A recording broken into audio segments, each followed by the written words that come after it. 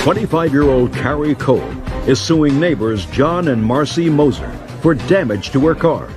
Carrie says Marcy's son, 16-year-old Justin.Whether, threw a chair at her while she was driving down the street.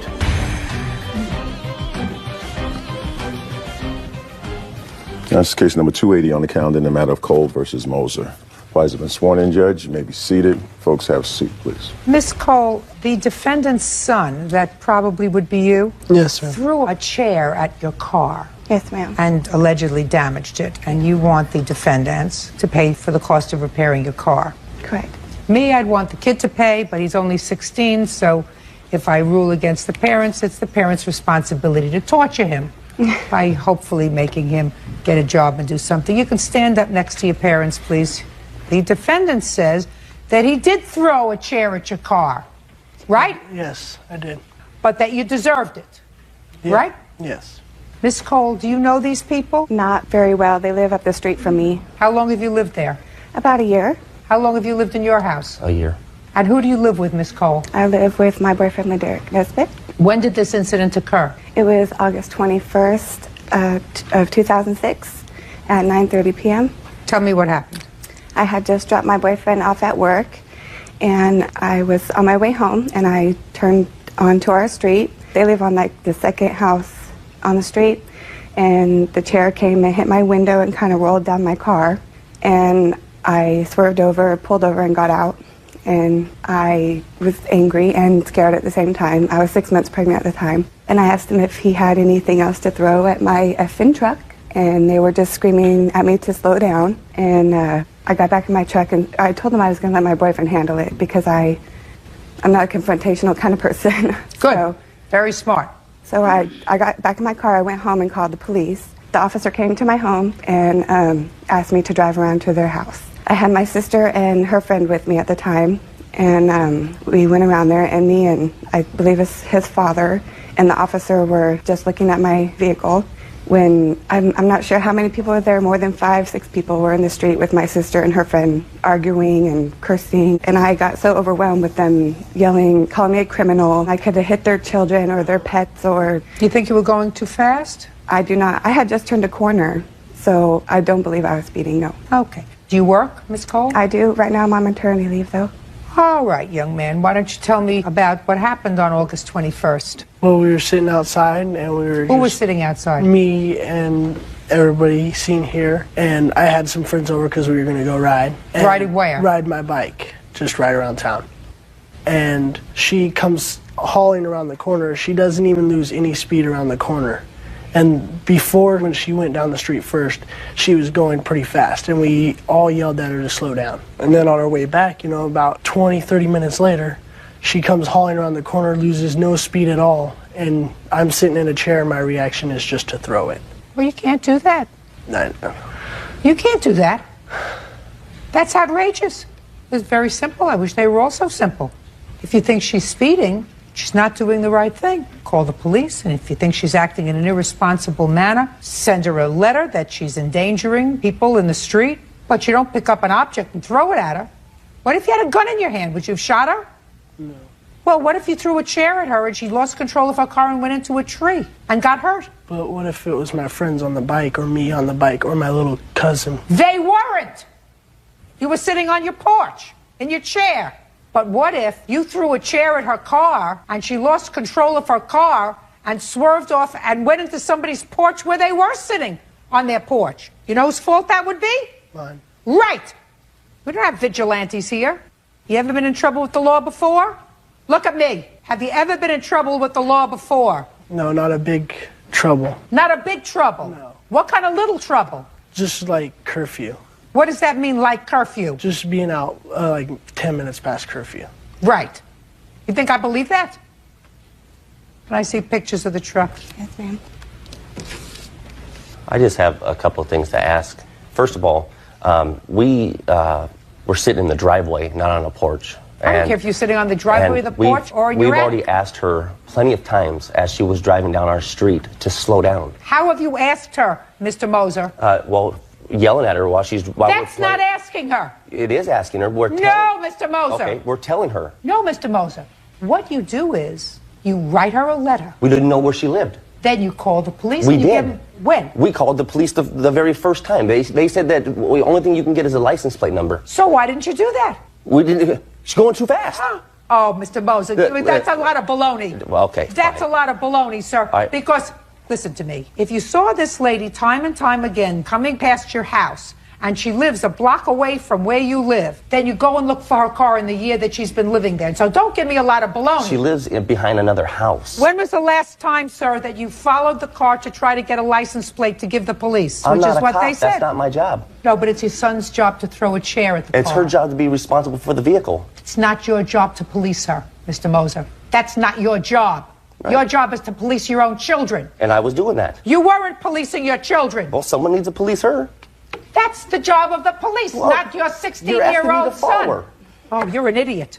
No wonder he threw a chair at So her. he's an idiot too, then. Well, he is, certainly. The apple don't fall far from the tree, Mr. Moser. Judge Judy continues in a moment.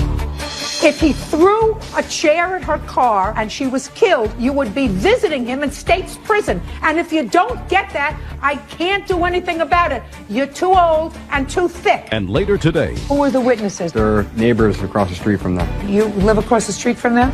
Yes. My sympathies.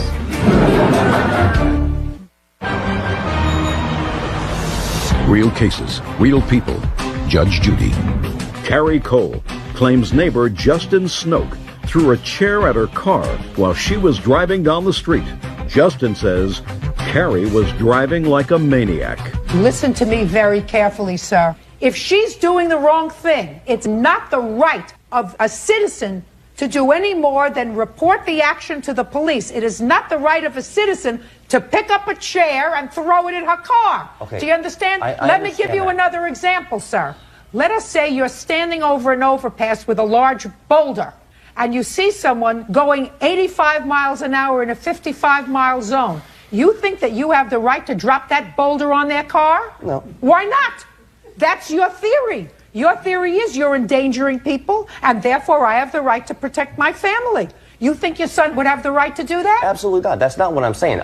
We were playing ball out in the street. And No, you were not. That's a lie. That is a bold-faced lie. No, because listen, the very first time this lady came down our street, we were playing ball in the middle of the street. She did not slow down for us at all. We grabbed the kids. That's not true, Yana. Shut a second. Of course it's not true. Okay. He's making it up as he's going along.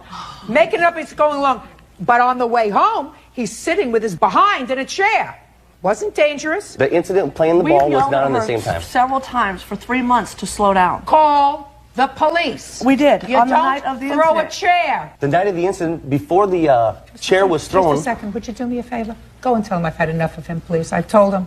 I had enough. Mr. Moser, listen to me. You're wrong. And if you don't get it, I feel sorry for you. And if your son's broken curfew before, and I just have a sense, right here, based on my experience, that a 10-minute curfew violation isn't the only difficulty you've had with him, sir. He's never been a problem. Well, I guarantee you, father like you, he's gonna be. Well. Can I have an estimate of the damage, please?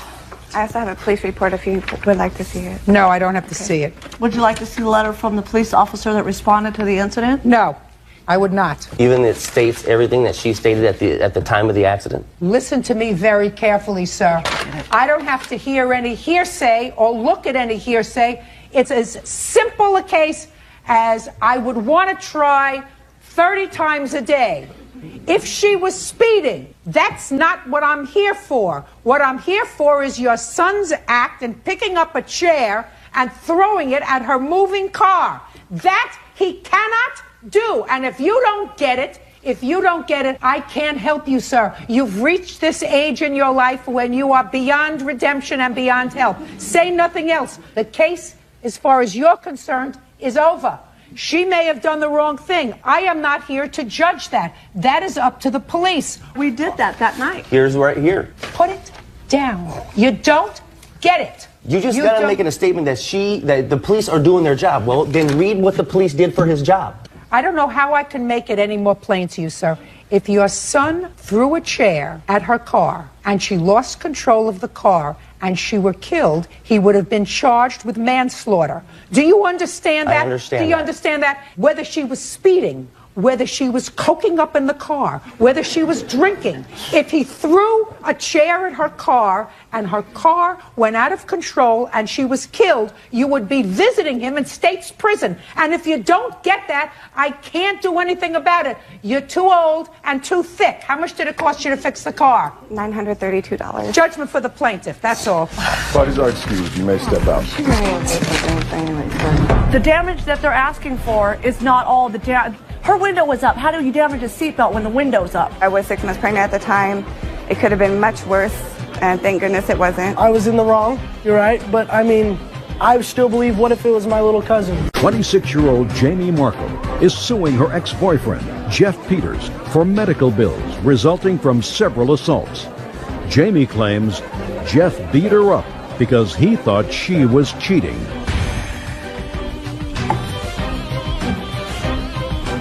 Now, this is case number 41 on the calendar in the matter of Markle versus Peters. Thank you. You're welcome, Judge. Parties have been sworn in. You may be seated.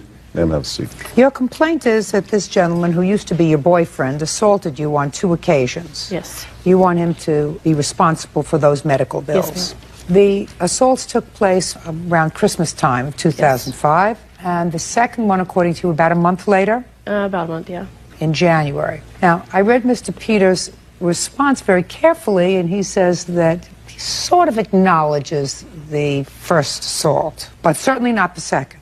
And he says that the second time you had him falsely arrested, and the first time that you vandalized his car. So he's counterclaiming. So let's start out with Christmas. Okay. Christmas 2005, how long had you been a couple? Well, we met online the beginning of August of 05. Okay, so about 4 or 5 months, yeah. Tell me what happened. Well, everything was great. He was the best boyfriend I ever had. Just give me Christmas.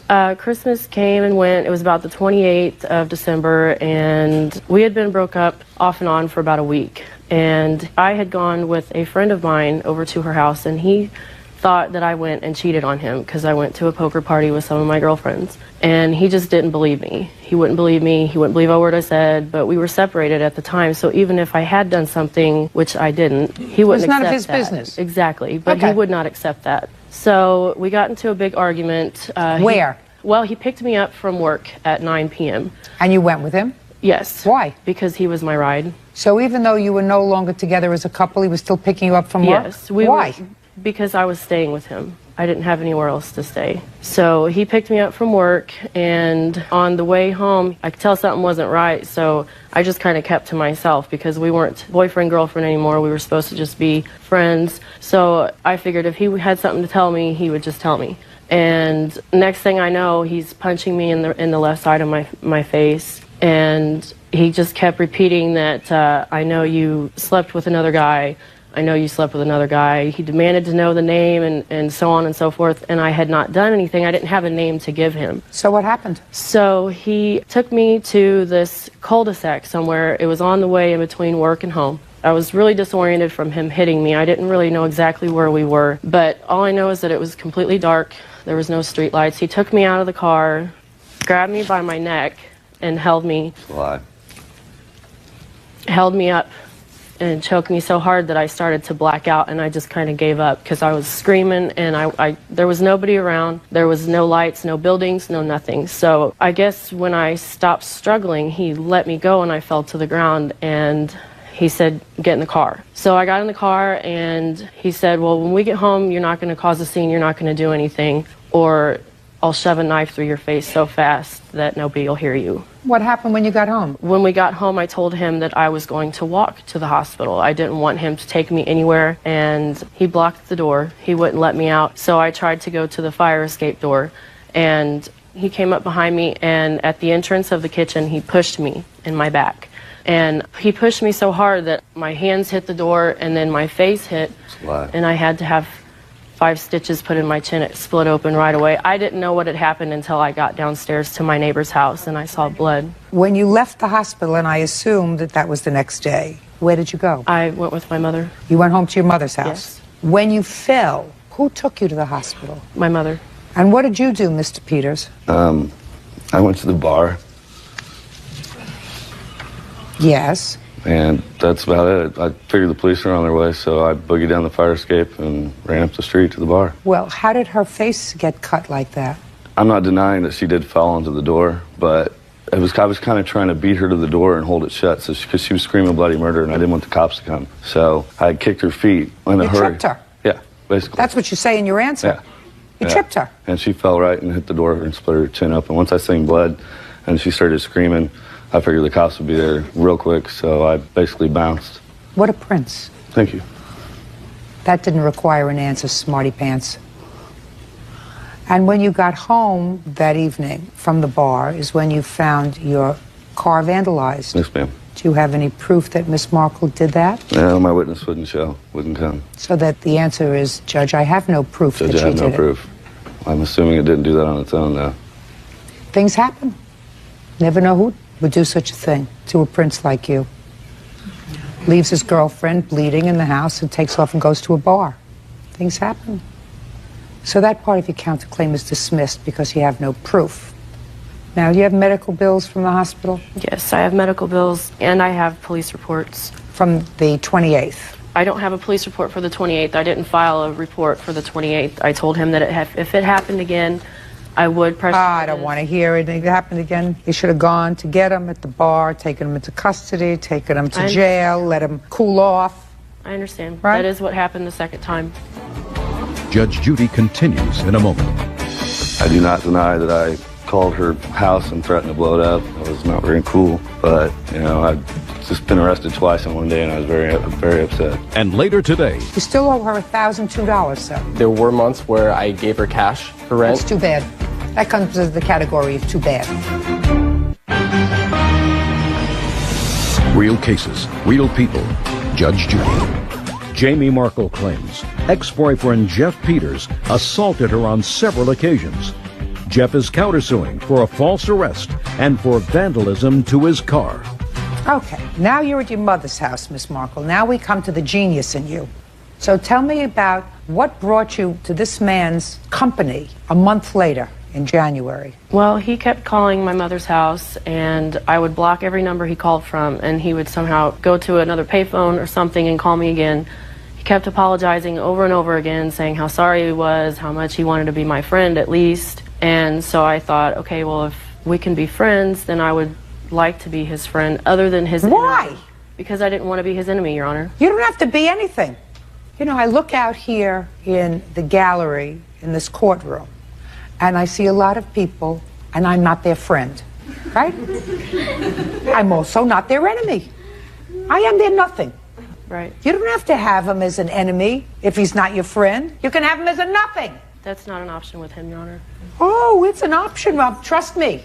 He's going to get used to being a nothing. All right, so that's your next mistake.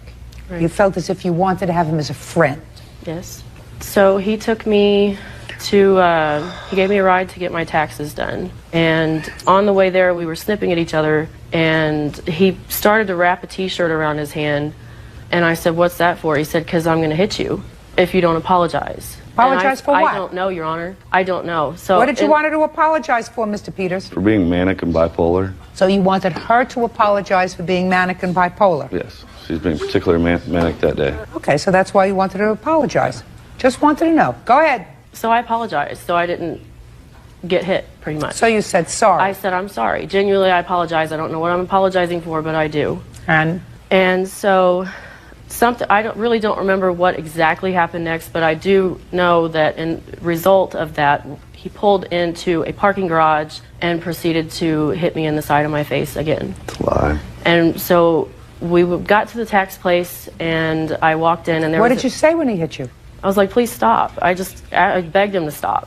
And so we went ahead and went to the tax gallery. And why did you go with him to the tax gallery? Because I wanted to have some way to get a hold of the police. Okay. Because as of that moment, I was in a parking garage.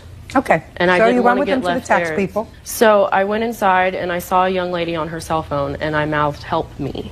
And I had bruises, you know, all over my face. So she went outside and called the police. This is... I'd like to see the police report. The police reports.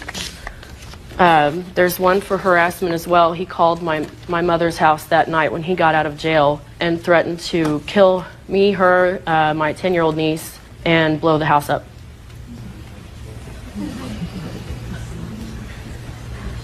Okay.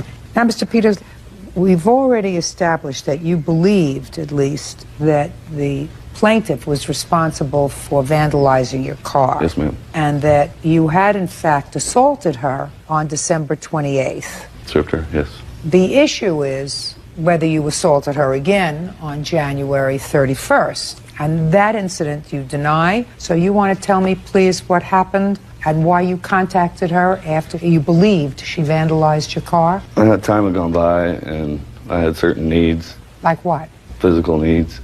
And so I started calling her and sweet-talking her, and everything was fine for a couple weeks. And we were seeing each other on and off. And that particular day was a really bad day.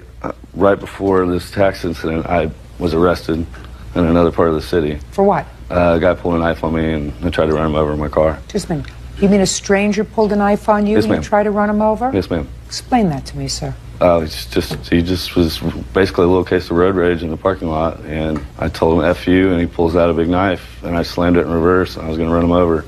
I did it right in front of an undercover cop, and next thing I know, I'm cuffed and stuffed, and they took me down and booked me, and then released me, and she was nitpicking me, and as we were going, we started, fighting back and forth, and she started pulling my hair, and we were both kind of going at it. Why?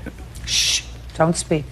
And it basically came to blows at the parking garage right down the street from the tax place. And, next thing I know, I thought it was over. I was like, okay, we got that out of our system, whatever, blah, blah, blah. Next thing I know, I'm sitting there smoking a cigarette, and 4 police cars pull up with their guns drawn, obviously thinking I kidnapped her. And I was very, very upset about that. I do not deny that I called her house and threatened to blow it up. I apologize about that.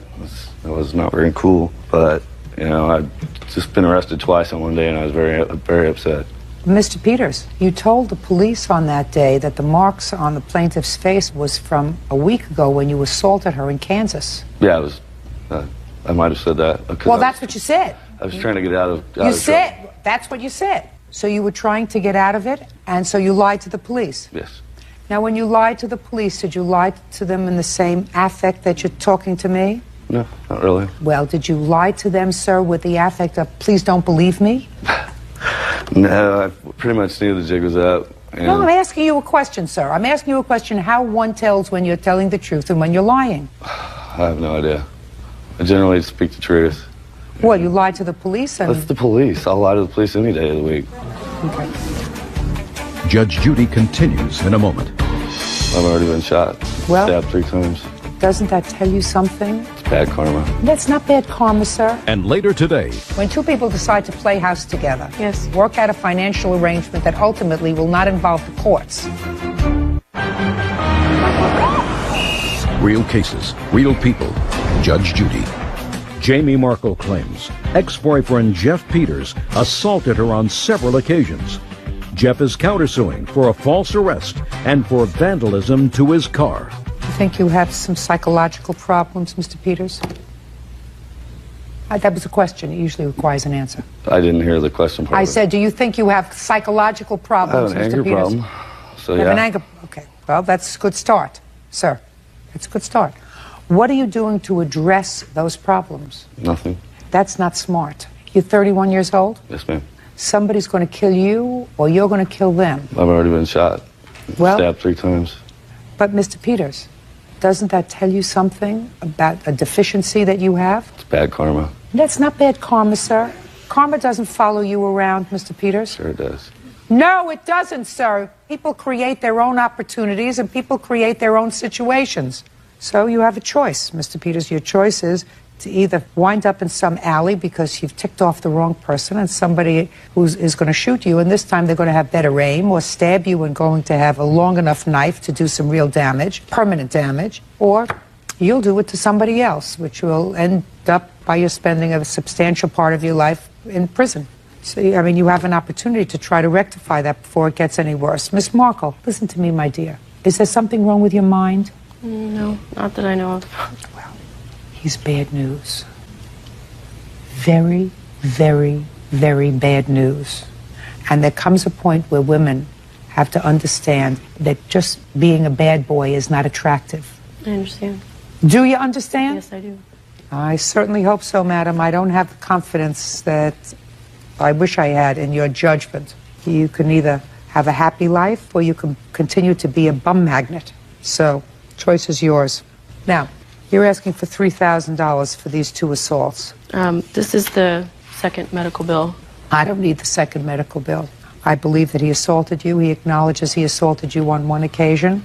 Reluctantly acknowledges that he assaulted you on one occasion. There's no question he assaulted you on the second occasion. Judgment for the plaintiff in the amount of $3,000. That's all. Thank you, Your Honor. Parties are excused. You may step out. Just man bashing, plain and simple. That was the first I'd ever seen of his temper. I've dated a lot of psychos. I don't want to talk to him ever again. I don't want to see him. And now the next case. All parties in the matter of Menifee versus Jackson, step forward. 23-year-old Sarah Menifee is suing her former friend, 23-year-old Charles Jackson, for unpaid charges on her credit card.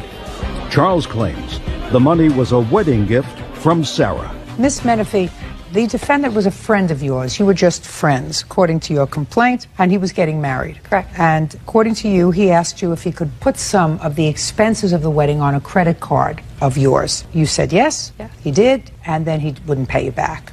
And Mr. Jackson says that it was very generous of you to make a wedding gift to him and his bride of these wedding things, but that's what it was. It was a gift, and you told him that it was a gift at the time of the purchases. That's your defense. Yes, ma'am. How long have you been friends? About 10 years. Now, tell me about this credit card loan. What had happened is they didn't have the money to pay off the bridal gown and all the expenses, so I offered to open a credit card, and I said I would charge it. How did you know they didn't have the money? They told me they didn't have it at the time. Who told you? Charlie and his wife. Where were you when they told this to you? We were at David's bridal. Who opened the conversation to you, Mr. Jackson or his wife? Mr. Jackson. What did he say? Well, he didn't ask me, but they said that they needed to pay it off by next week in order to have all the alterations and stuff done. So I offered to open a David's bridal account because they didn't have credit established. So I decided I would do it. And he agreed to pay me monthly until it was paid off. And then I had contacted him, and he said that, well, when I get my tax return, I will pay you in full. In what month did he tell you this? December. When did you go to David's bridal and open up this credit? November.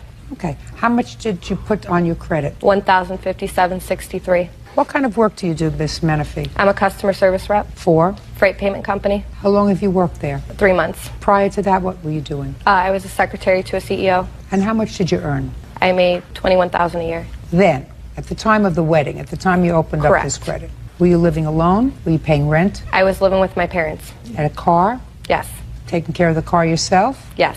So, didn't have a whole bunch of extra money. No. Now, Mr. Jackson. Yes, ma'am. I want you to tell me why you think anybody who grosses $21,000 a year, takes care of their own expenses, would make you and your wife a wedding gift of probably 1/8 of their net take-home pay for the year. First off, I didn't know how much Sarah made a year. Well, now you know. And when we were at David's bridal, I was going to purchase my wife's dress plus my daughter's dress plus the bridesmaid's dress myself. I had my own credit card with my own money the day of, and I was stopped by Sarah saying, no, I will do this as a gift to you. My witness right here, this is my wife's best friend. She was there. My brother was also there and heard this. And, you know, I've known Sarah a long time, so I figured, you know, she was being nice. And we didn't receive anything from Sarah on the day of the wedding anyway, so I figured it was just a gift. That's not true, Your Honor. His brother was not there, nor was she. Just a minute. Let me ask you a question. You went to the wedding? Yes. What did you give them as a gift? I didn't give them anything. I figured that they haven't paid me any of my money. Like they said they were going to pay me monthly. Why should I give them anything? Well, just a second, but the month was hardly up yet. Correct. Madam, according to you, this took place in mid-November, and the wedding was on December the 9th. Right. So they wouldn't have even had to have made a payment to you. Correct. So they weren't late in any payment that he had promised to make to you. So I don't understand, Miss Menifee, why you wouldn't have given your best friend of 10 years a wedding gift. Did you ever give them a wedding gift? No. Well, you usually give a wedding gift before you go to a wedding. Yes, I know, Your Honor. Right. Judge Judy continues in a moment. Do you have any other proof for me? Yes, I have a recording of him telling me that he would pay me $60 a week. That I'm going to hear. Real cases, real people. Judge Judy. Sarah Menifee claims former best friend Charles Jackson owes for loans to help pay for his wedding. Charles insists the money was a wedding gift. Go ahead. Your Honor, there's a lot of things, like when I first introduced Sarah to my wife back in August, we were at a bar. Sarah and my wife got into it. Sarah went after my wife. Dawn was also there for that. And my wife forgave Sarah and, tried to give her a second chance and invited her to be in the wedding even after that. The most telling part of what you said to me, sir, Yes, ma'am. was that Miss Menifee, who says that you were best friends for 10 years, did not give you a wedding gift. That is most telling to me and convinces me, absent any other proof that you have, Miss Menifee, that you may have had a little too much to drink that day, but that you told him that this was your wedding gift. Because otherwise, I cannot imagine anybody who appears to be an intelligent young lady working, not giving her best friend a wedding present. Anything, something, a plate, a cup, a flower, something, a spoon, nothing. You have any other proof for me? Yes, I have a recording of him telling me that he would pay me $60 a week and $240. That I'm going to hear. That I definitely want to hear. So, $60 every week. That's $240 a month. Right. And that's not going to be paid off by May. That's it? Yes. Just a second. Play it again for me. So, $60 every week. That's $240 a month. Right. And that's not going to be paid off by May. Your Honor, I have no idea what that's from or what that is. That was a voice recording I had did while we had a conversation, so I had it for my records. I had to take it this far. I was hoping I wouldn't have to take it this far. When did you make that recording? That was back in February. I don't know what that recording is. That was a phone conversation we had had. Who called whom? I believe I called him. And where was he when you called him? On the other line. It was on the phone. I have a recording on my cell phone to where you can record while you're speaking. Your Honor, she's called my house several times. Listen to me. Yes, Your Honor. I don't care about that. I mean, I care about it, but it's not relevant to this case. This is relevant.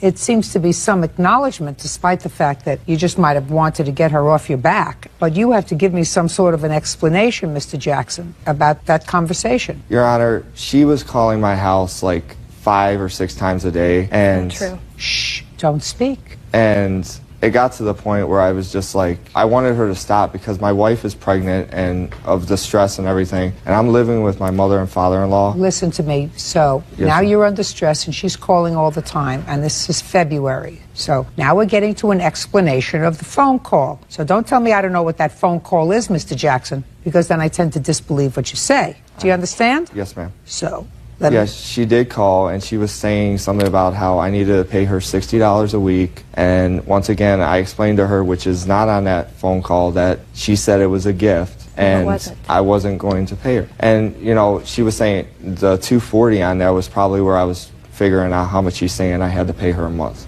Okay. Miss Menifee, you know what your problem is with that tape? At least now I got him to tell me the truth about a conversation and why he might have had that. What I don't trust about your conversation, madam, is that you only taped a small portion of it. It cuts off. It only tapes a certain amount. You mean it only tapes only the little tiny piece that you wanted to tape? Judge Judy continues in a moment. Want justice? Go to judgejudy.com or call 1-888-800-JUDY. Miss Menifee, I think you were feeling very good in November and you said to him, I'm going to cover this. And then something happened. Something happened that made you very angry. I'm not sure what it is, but you changed your mind. But certainly you went to the wedding, and at the time you went to the wedding, you did not, which is what every friend would do, especially somebody in the bridal party, give their best friend some sort of a token for their wedding. But I have done so much for them, and I didn't think I needed to give them a wedding gift. I've done so much for them over the 6 months that they were together. Like? I've taken them out to dinner. So what? Shh. So what? And why would I give them a $1,000 gift? I have no idea, Miss Menifee. I have absolutely no idea why you would have put that on your credit card, but for the fact that you were feeling pretty good that day and you said, let me cover it. Your case is dismissed. That's all. Parties are excused. You may step out. Judge Judy continues in a moment. And on the next Judge Judy. Well, he's supposed to be my best friend, and all he did was lie. Sarah said that it was a gift, and that's what I took it as. Yes, I did not get them a gift. When I didn't receive a wedding gift, that's what I thought it was. Well, I guess we're not friends anymore because he owes me money and he should have just paid me. If this is what happens, then it was no friendship then. And now the next case. All parties in the matter of Brown versus Davis, step forward, please. Rebecca Brown is suing her granddaughter's mother, Crystal Davis, for an outstanding cell phone bill and for the return of her granddaughter's clothes. Miss Brown, I gather that your son and Miss Davis had a relationship. Correct. And that relationship produced a child, a little girl, and you have legal custody of that child. Correct. You claim two things. You claim that when your granddaughter goes to visit with her mother, or had in the past, her mother kept some property of your granddaughter's that you bought for her. Correct. And in addition, you say that she owes you some money for a cell phone that you got for her. Correct. I gather that that's some of the property that was at your house? Yes. Okay, Bert, could we move that property from one table to the next, please? Is that all the property of your daughters that you have at your house? Yes. Okay. Now, I assume, Miss Brown, that you believe that there is more stuff there at the house than just this stuff. I'm not interested. Mm-hmm. That happens. Where is your son? My son lives in Virginia. Well, how often does he see his daughter? He does not. Why? Because he doesn't want to. Are you in touch with him? I sent him an email just recently encouraging him to come see his daughter because his daughter made several remarks to me that concerned me as a parent about him. She stated she hates him because he does not love her. Sounds to me as if you got a lot on your plate. Yes, I do. Now, Miss Brown, have you sued your son for child support? No. Why not? Because from the last time I heard he was unemployed, because my intentions were to take him to court. You should. And I will, once I find out that he's working. You don't have to wait until you find out that he's working. I'm going to tell you why. Because in the courts in this country, you are presumed to be able to take care of your children. And when I sat in the family court, I would say to people, I'm making an order. You go out and find yourself a job, and I don't care if you collect cans at a nickel a can. But you are going to support this child, and if you don't, I'm going to put you in jail. So you're going to have a choice. You're going to go to jail, or you're going to get a job. That's it. Now, let me hear about this phone bill. She got you a cell phone. Yes. At your request. Yes. And you were supposed to pay the bill. Yes.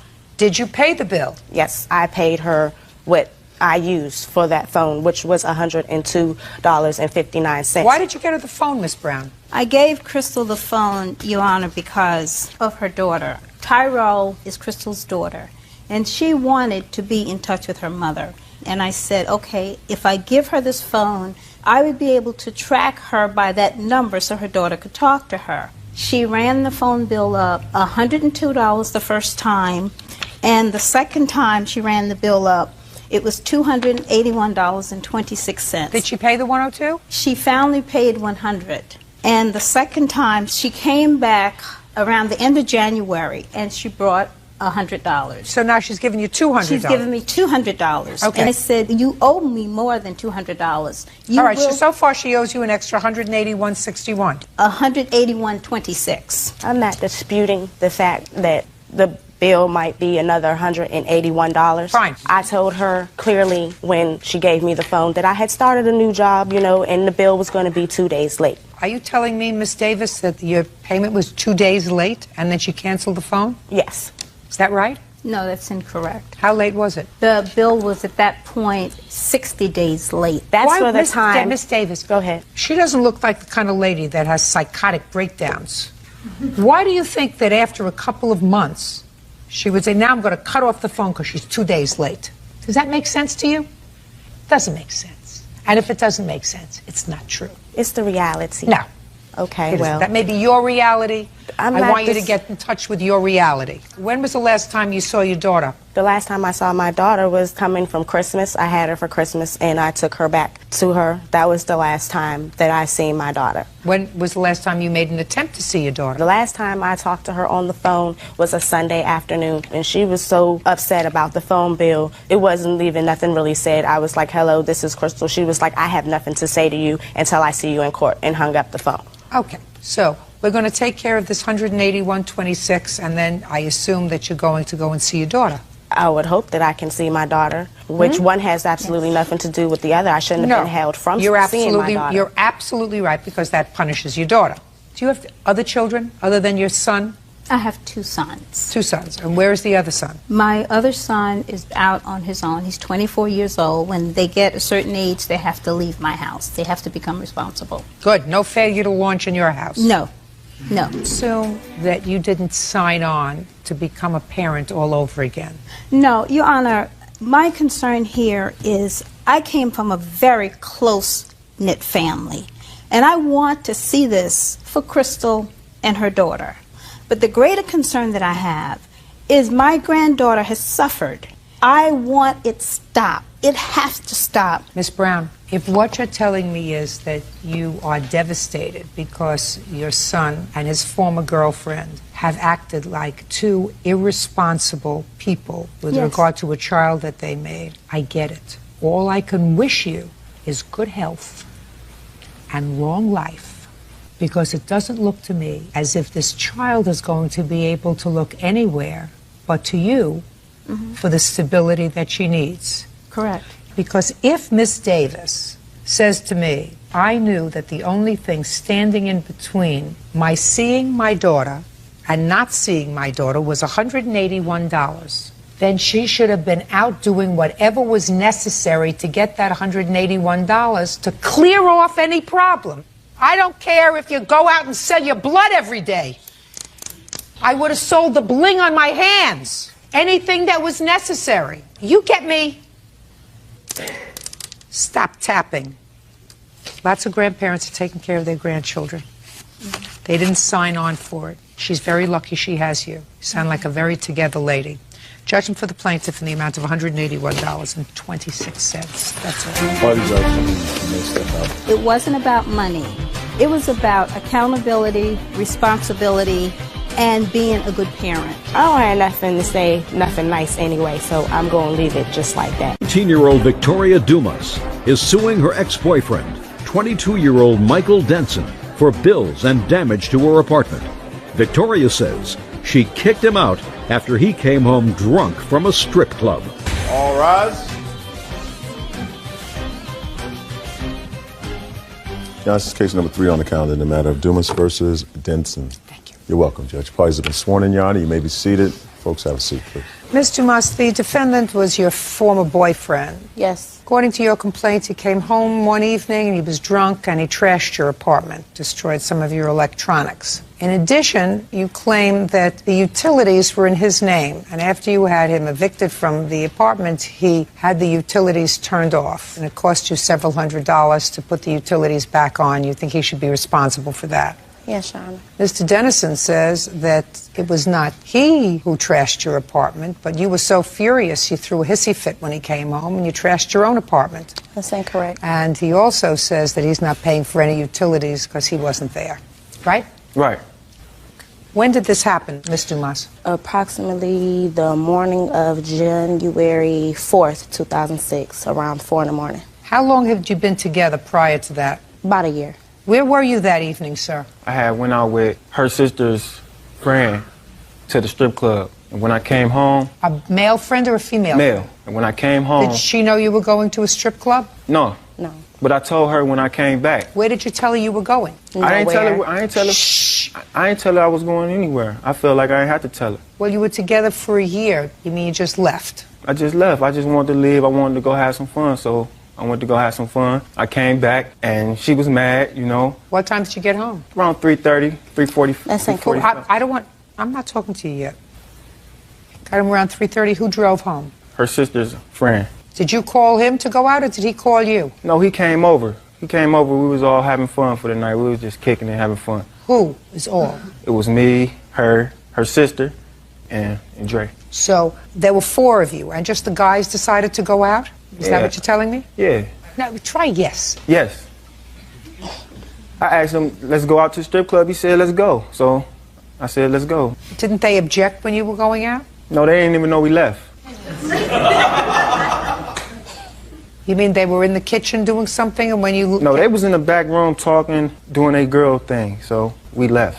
And when we came back, you know, I told her where we went. Came back. Tell me exactly what happened, Mr. Denson. You walk in the door 3:30 in the morning. She's waiting up for you. Yeah, we walk in the door. We walk in the door. Go back. Back. It's 3:30 in the morning. You walk in. She's waiting up for you. Yes. See? Isn't that better? Yes. Go ahead. Okay, so I get home. She's in the back. She's laying in the bed, so I come back there, you know, I take off my clothes and everything. I get in the bed, you know, and I lay next to her. She say, where you been at? I'm like, I went to the strip club. She said, if you wanted a stripper, I could strip for you, this, that, and the other. So I'm like, I'm not trying to argue with you tonight, you know, and I'm gonna go ahead and go lay down. So about 5-10 minutes later, she come back in the room. So she left? Yeah, she left the room. By that time, you know, I'm passed out on my way to sleep. So 5 or 10 minutes later, she come back in the room. She hit me in the head with a pot. The first time she hit me in the head with a pot, I'm thinking I'm dreaming. But the second time she hit me, I wake up in shock, you know. And you know, I'm like, what is you doing? I'm like, you got a serious problem, you know. So I'm pushing her away from me. You know, she's trying to. Mr. Denson, just my own curiosity. What kind of pot was it? Like a steel pot. Just, you know, cook anything. Did she hit you hard? Yeah, she hit me hard, real hard. The first time I thought I was dreaming, like I told you before, and the second time she hit me, I woke up in shock. I pushed her away from me. You know, she fighting at me, she trying to fight back. Lord. So I pushed her away from me. So she grabbed the rack of dishes, she slammed them on the ground, she slammed all the dishes. Well, just a second, but you're in the bedroom. Where'd she get dishes from? I'm pushing her towards the kitchen. This is when we get towards the kitchen. Just a second, let's go slowly, Mr. Denson. So she hits you on the head with the pot, you jump out of the bed. While I was pushing her away from me and she was coming towards me, that was during in the hallway going towards the kitchen. Okay. So she grabbed the dishes, she slammed the dishes down. So put your hand down. A couple dishes break. Next thing I know, she throwing glasses, plates, everything. I'm running around. I'm dodging cups, dishes, plates. You know, she cut me on my hand. My hand, you know, bleeding. I threw the telephone at her. You know what I mean? So you threw the telephone at her? Yeah. So I felt like it was about to get real ugly, so I left. I went to the police station, and about 20 minutes later, they lock and arrest me up. I guess she had called the police, and they said I was the perpetrator. So. Did anything happen with that arrest? Yeah, we went through the courts and everything. And what happened? I got probation for a year. Now I got to go through all these programs. Just a second. Were you found guilty? I pled no contest. So you pled no contest? Okay, now I want you to tell me your version of what happened on that date, madam. Me and my sister were in the back. I was putting my 5-month-old daughter to sleep. We were in the back talking. He put them out. Listen to me. Get to 3:30 in the morning when he comes home. He didn't come home at 3:30. He came home at about 4 o'clock. All right. Get to 4 o'clock. He comes in, he's drunk, he's crawling through the door, he could just barely stand up. So he got undressed, he wanted to lay down in the bed and have intercourse. I asked him, where were you at? He said, oh, it's not none of your business where I was at, and I went out, this, that, and the third, and he was drunk and falling all off the bed. I said, okay, well, you can go sleep on the couch, because you're not sleeping in my queen-size bed after you just left without telling me anything. Absolutely right. So he gets mad, he's laying all on me, touching me and everything. I tell him, don't touch me, get out my room. He says, oh, whatever, oh, really? And, oh, you just acting like that because you're the one cheating. And, you know, usually the accuser is the cheater. So he's telling me, oh, I want to have intercourse. Oh, you don't give me any because you're the one cheating, blah, blah, blah. I tell him, get out the room. He mugs me in the back of my head. He wants to argue. I'm like, don't touch me. Don't put your hands on me because I will call the police. He like, oh, yeah, call the police. What they going to do to me? Oh, whatever, for real, for real. So he, you know, he's picking with me, and I'm like, okay, I'm not going to argue with you. I'm about to roll over, go to sleep. Don't touch me again, or it's going to get ugly. And I did say that. He said, okay, so I roll over. He constantly arguing. We arguing for about 15 minutes. I stopped talking. I didn't say anything else. He touches me again, pulls my hair. I'm like, okay. I get up, I slap him. I stand up, I told him, get out my house, leave. We can keep it right here where it's at. Don't touch me again, just leave, and we'll talk in the morning. He pushes me down on the bed. We start fighting, we slap boxing each other, we tossing each other around the room. I get up, I'm like, you know what, I'ma leave. I'ma be the bigger person, I'ma leave. That's what you should have done. Listen to me. That's what you should have done a half hour ago. Half hour ago. You're trying to deal rationally with somebody that crawled through the door. You're trying to deal rationally with them? What is wrong with you? Judge Judy continues in a moment. Then you got up and you trashed the apartment. You got crazed. I didn't trash the apartment. Listen to me. Somebody came and hit me with a frying pan. I would react. And later today, Did give her the money, of course, because our daughter's safety was at hand. Why didn't you move out? There was a lot of things that were going on that I couldn't just move out. Victoria Dumas says ex-boyfriend Michael Denson owes for unpaid bills and for tearing up her apartment. Michael claims Victoria hit him in the head with a metal pot. So then you decide to leave the bed. So you left the bed. Go ahead. I go and I'm walking down the hallway. He's following me. When did you get the pot? That was almost 40 minutes later. So he completely lied about that. She 40 minutes. That was 40 minutes later. Don't speak. He follows me down the hall. I'm telling him, stay in there. I'm not trying to fight you. We're not about to fight. Go back in there. Don't touch me again. Just go in there. I'm going to leave and go in the living room. I'll sleep on the couch. He's following me, slapping me upside my head, pulling my hair, dragging me down the hallway, trying to fight. Mind you, while this is going on, my sister and her ex-boyfriend were in the living room talking. They thought we were just arguing until I came in there. I'm like, you know what? Forget it. This is the bottom line. I'm calling the police. I pick up the phone right in front of them. Before I can even dial 9, he snatches the cord out the wall, grabs the phone, and throws it at my face. I'm telling him, like, you're drunk. You don't know what you're doing. Just please leave. Please. I'm pleading him, can you just get out? He refuses. He wants to fight. So he's walking around, he picks up my stereo, bashes that on the floor, throws the speakers, picks the phone back up, throws it back at me. I pick it up, throw it back at him. We were just running around the house, and he was flipping over tables, picked up my brand new dining room chairs, busted them up against the wall. This is when I got ready to grab the pot, because he went in the kitchen after he broke 3 dining room chairs. He goes in there and throws the dishes in the sink. China dishes, they fall all out the sink, break on the ground. I grabbed a beer bottle and I threatened him with it. I didn't hit him with it, but I threatened him with it just so he could be intimidated. I asked him, can you please leave, because I don't want to have to hit you with this. So he's like, no, and he mugs me. I'm like, put your hands on me again, I'm going to hit you. He mugs me again, picks me up, and throws me, and I slide up against the coffee you're making table. up some of this as you're going along. No, you're making up some of it as you're going along. Let's go. Get to the pot. It's not the truth. I go in the kitchen, grab the pot. I told him, hit me again, I'm going to hit you with this. He slaps me again. I run up on him. I hit him in the head twice with the pan. Then he stood up after he fell to the ground. He hit me twice in my face, slapped me, and then he dragged me by my hair across the floor. We were fighting on the couch. There was glass everywhere. There was glass, beer bottles broken, and it was a mess. I think you did some of it yourself. What do you think of that? I didn't. Yes, you did. No, I did break a couple of glasses. Okay. You're telling me that you composed yourself up until that time? Yes. Come on. Get over it. I mean, nobody's I wasn't. excusing, listen, Ms. Dumas, nobody's excusing his behavior. He behaved very badly that night. Isn't that right, sir? I didn't behave badly. Yes, you did. You behaved badly from the time you left. You walked out of the house without telling the woman that you were living with where you were going. And then coming back at 4 o'clock in the morning drunk, according to you, is behaving badly. You don't think that's behaving badly? No, I don't think it was behaving badly. I wasn't bothering nobody. Mr. Denson, I don't get emotionally involved with litigants, but I must tell you, in all fairness, I don't like you. I don't like you because I don't think that you understand that it is not responsible to walk out of a house at 11, 12 o'clock at night and go to a strip club and expect the woman that you're living with and sharing a bed with and sharing a life with to accept that because you want to have a good time. That's being a big baby. How old are you? She didn't left. I'm speaking. I'm 22. 22. Well, you are a big baby. She didn't left the house and ain't called for a whole night. Thanksgiving Eve. But he knew where I was. Shh, just a second. Just a second. That doesn't make her a mature lady, sir. That makes you 2 immature people playing house. But I'm telling you, in this instance, I don't think that you behaved like a nice person.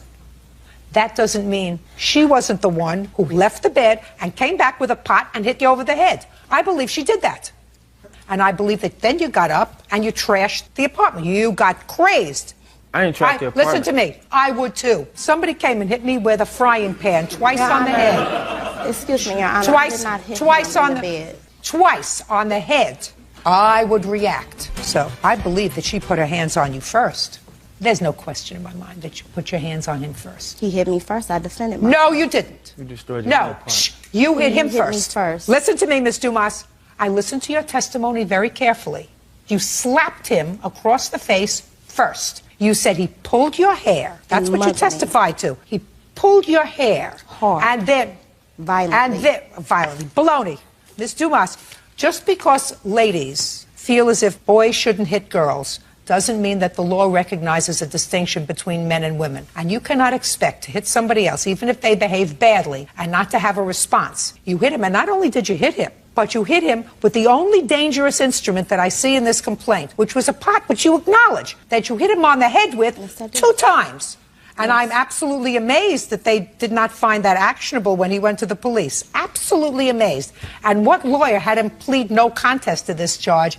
I don't know where his head was at, but certainly I would have, if I were representing him, have given you a run for your money on that one. So your case is dismissed. If your electronics was destroyed, that's your problem. You got to learn to keep your hands to yourself. That's all. What parties are excused? You may step out. He lied about everything. She was throwing the dishes at me, you know. He completely twisted up the story. She hit me in the head with the pot. I mean, you reap what you sow, so he'll get his one day. I'm a good dude, you know. I ain't a bad person. Scott Whitmire is suing his ex-girlfriend, 25-year-old Margaret Lamprich, for the down payment on a car and for the return of his property. All rise. Now, this is case number 78 on the calendar in the matter of Whitmire versus Lamprich. Thank you. You're welcome, Judge. Parties have been sworn in. You may be seated. Gentlemen, Miss, have a seat. Mr. Whitmire, you and the defendant were involved in a relationship, and it is your claim that during the course of that relationship, you loaned her some money for a down payment on a car. In addition to that, she has some furniture that belongs to you in the apartment that you shared, and you want it back. Yes. The defendant says that the money that you did, in fact, give her for the car was just that, a gift. It was not a loan. It was not anticipated that that money would be returned. She says that any furniture left in the apartment was also a gift from you. And she has a counterclaim. And the counterclaim is that you keyed her car, causing damage to her car. She has estimates that were extensive. And that you promised that you would pay for rent. And even though you're not living in the apartment anymore, you should pay the rent. You do acknowledge that you keyed her car. Yes. There's some indication that you paid her for that. Yes. You met her, moved in practically immediately, according to you. Is that right? Yes, they Should have been your first clue. When did you give her this money for the car? Let me look at the check. I think it was the February 12th. Date. What's No, that? don't come Oh, up I'm here. sorry. Get to me, you got to go through Bird.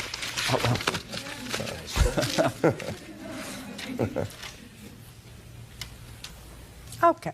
So that was in February, $2,500. Yes, ma'am. Now, Mr. Whitmire, while you were living with Miss Lamprick, how much rent were you paying? I paid, I'll be honest, I paid You're going to about be honest, sir, 3 because months, 3 months of it. Like half the rent, so I'd say $350, whatever it was, yeah. for how many months? For a duration of 6. Show me. I don't have nothing to show. I was giving her, she got a cashier's check, always paid it with, and I gave her the money. I don't believe you. Oh, well, okay. What do you think about that? Well, I got other things similar to the bills I paid with it. Well, you got a lot of things. Show me proof of the rent. You do have a checking account, Yeah. right? Well, we didn't write checks. She just paid. You the wrote a check. I didn't Here's pay a with check. The rent. Didn't pay the rent with the check. Here's a check. Yes. What are the bills did you pay? Her Sprint bills, her cable bill, which I didn't bring that. I don't care about the bills. Well, I mean, it could don't get a have no whole bunch of name. I bills. just got receipts. Yeah, that's all I have. Well, that's Sorry. too bad. Yeah. It doesn't do it for me. Right. You get that? Yes, I do. He thinks it's amusing. Who did you bring here? You know what? No, this is Brian. He thinks this is amusing. It hasn't even started yet. It hasn't started. Okay. Now, how much rent did he pay? I've paid. Well, just a minute. Don't look down. Okay. It's a simple question. How much rent did he pay from August until February? I think he actually might have paid half of it for 1 month. Now, why did you let him stay there if he only paid it once? We were in a relationship. Was he working? Yes. What was he doing with his money? He bought electronics and toys and a couple trucks. A couple of trucks? Yes, he had bought 2 different vehicles while we were together. Did you buy them from a private individual or from a place? Same dealership. From a Rollgate. dealership. Mhm. You gave them a... Check. Right? Now, Miss Lamprecht, just so I understand this, you want him to pay the rent in your apartment because he said he would, even after he moved out? The back rent for the 7 months he lived in my apartment. The back rent that you never asked him for while he was living there, month 1, 2, 3, 4, 5, 6, 7. Is that right? And the back rent that you didn't ask him for when he gave you the money for the car. Is that right? Correct. Forget it. Okay. Now, tell me about your version of this $2,500 car down payment, Mr. Whitmire. Well, it started out, there was a car that she didn't want, a Cavalier, and so we had to have a bigger down payment for a better car. The car she got is a Seabreeze convertible. So they had to have a $3,500 down. She put $1,000, I had to put $2,500 down. I said I'd loan it to her, and I told him the same thing. I don't care what you told him. Well, I just gave her a loan for $2,500 for the car. That's, In February. yeah, When did you and the defendant break up? March 13th, exactly. I know the date. And when was she supposed to return this $2,500? Well, I just said pay whenever you can pay, a little at a time. You know. Just a second. Stop. I'm sorry. Too much coffee. You said pay it whenever you can pay it. Is that what you said to her? Pay it well pretty fast. I mean, she was I didn't know we were going to break up. Is that what you said to her? Pay it pretty fast. Well, I'm asking you about the $2,500. I don't know exactly how I said it, but I said pay it back. Yes. And what did she say? Thank you for the car. Yeah. Basically. Right. What's your name? Brian. You get it, Brian? Yeah, I get it. Yeah. Right. He's his own worst enemy. Yes, I know he is. Yeah. Now let's get to your personal property. Okay. What? You brought this guy as a witness. Yeah, he did. What personal property do you say she has in the apartment that's yours? Couch, every single thing, and but her Couch? bed. Yeah. I have a list here. I give it to you. You want all the receipts too? No. No. Just tell me. Couch? Okay. Couch. Just let's say everything in the apartment except her bed is mine. You mean everything that was in the apartment you paid for? Yeah. Which is everything. Yeah. Why didn't you take it when you left? I had nowhere to go with it. At first, we broke up. Just a Long second. story. Okay. Is that why you didn't take it? Because you had nowhere to go with it? Right. I didn't have nowhere to put it until I got my So what house. did you, just a second. Okay. So you left. No, she kicked me out. I was kicked out. Yeah. She kicked you out. Mm-hmm. And when she kicked you out, you had your clothes, you Mhm. had certain things, personal things you Right. took with you. Some. Yeah. Yes. You Some. took with you. And what did you say to her with regard to the other stuff that you left in the apartment? I said I needed it back. And what did she say to you? She said okay. Yes, she did say okay. At one time, but she never released it. She would never give it up. Well, when did you go back for it? I tried a few times. Well, when? When was the first time you went back for it? You mean dates? I'd say just... Dates is what it usually when. It usually Okay, says date. Let me think. About 3 weeks ago, 4 weeks ago, 3 different times. Yeah. So just 1 second. Mhm. So 3 to 4 weeks ago, you went back for the first time. I've been there like 4 or 5 times since them 2 months. Are you not hearing me, sir? No, I didn't. You take some sort of medication Not that I today. should know about? No. No. After she kicked you out. Mhm. She must have had what she considered a reason for that. Mhm. I can think of several. You went back and you got your property, but you left some things there. Yes. When, for the first time, did you call her and say, I want the rest of my stuff? A bunch of times, to be honest. Yeah, she would never answer the phone or you can't call her. That's Go the ahead. problem. I had an ex parte order granted, so yes, he did call me constantly. What did he say constantly when he called? Did he want his furniture back? No, he did not. I have letters stating that I can keep everything in the apartment. Let me see. All the receipts are in my name. But we had a police escort come to let him get his things out, and he walked through, took what he wanted, and even stated to the police officer, she can have anything else in there. I don't want anything.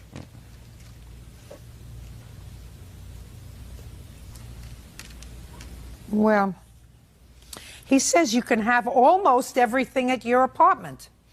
That's not everything. He came and got what he wanted out of the apartment when we had the police escort there. What did he leave? Computer, desk, shelves. Just a second. He left a computer. How old is the computer he left? I have no idea it was his. How old is the computer? About 2 years. So you bought this computer 2 years ago? Mm-hmm. And you brought it into the relationship with you, is that right? Everything on my place, yeah. Just a second. Yes. You brought it in with you. Yes. He gets his computer back. What else did he leave? Some just miscellaneous, little things. Like what? Like kitchen utensils and Forget things kitchen like utensils. That. What about furniture? He replaced my furniture. He got rid of my furniture. And he had stated that this was my early Christmas present and that he was going to replace my furniture. So you got rid of the other stuff? Yes, ma'am. Is that when you purchased the furniture? Before Christmas? I'm going to say more in November. So it was an early Christmas present. So she got rid of her not furniture. early. I got it because... Just a second. Oh, I'm sorry. She got rid of her other furniture. Mm-hmm. Is that right? Yes, we threw it away. And you purchased other furniture. Mm-hmm. Good. That stays with her. Okay. Because otherwise she wouldn't have gotten rid of her other stuff. Well, the cat smelled like cat urine. That's why. Well, that was her cat, I assume. It's horrible. Well, then you shouldn't... Listen, if you didn't like the smell of the furniture, then you shouldn't have stayed in the apartment. But right now, sir, you don't tell somebody, I'm going to get you new furniture, just get rid of the old stuff. What? I mean, I know you anticipated staying there. Based upon that promise, she got rid of the old stuff. And if you take your furniture back now, she has nothing. So what? Duh. I don't Okay, care. but he does get his computer back. Okay. Now, why did you key her car? I was trashed and she was cheating on me. Yeah. Well, you were no longer together. Well, she didn't tell me that, so I didn't know. You weren't living in the house. No, not that. Well, like a couple days difference, yeah. Well, I just trashed when I keyed her car, yeah. And I was on a bunch of painkillers. So I really don't know what the heck I was doing then. I don't know what you're doing here. Huh. Did Good you give her the question. $2,000 to Yes. show me? Okay. I gave $1,000 to her dad, and I gave her $1,000 when they came over to pick up the furniture. The guy who gave her the money from Aaron's, the place with the couch. What?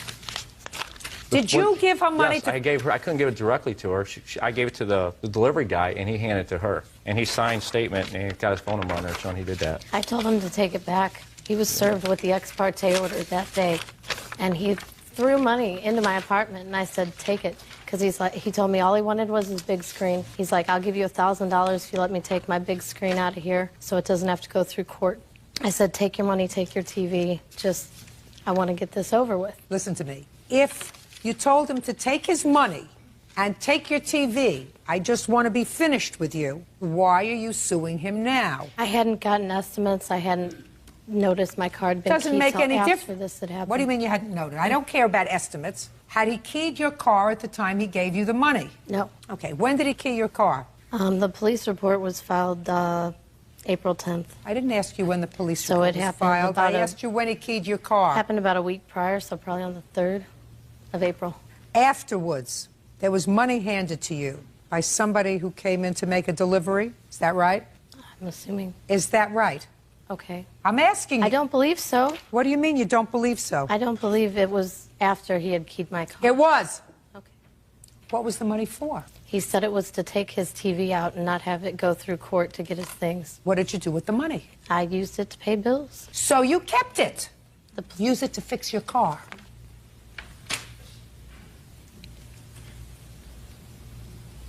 John, you gave her the money Yes, for the ma'am. car It was key. $2,000. No question. Okay. Scott Whitmire claims ex-girlfriend Margaret Lamprich owes for a loan and the return of property. Margaret is countersuing, claiming Scott vandalized her car. What else? Stereo speaker, tower speaker. Stereo speaker that goes... The desk, the shelves. Desk? Are the shelves... Microwave. Listen! Okay. Got to stop taking all that stuff, sir. It's making you nervous. Mhm. You understand? Yes, You're going ma'am. to spin around the room. It's not good for your heart. Okay. And Brian knows that, right, Brian?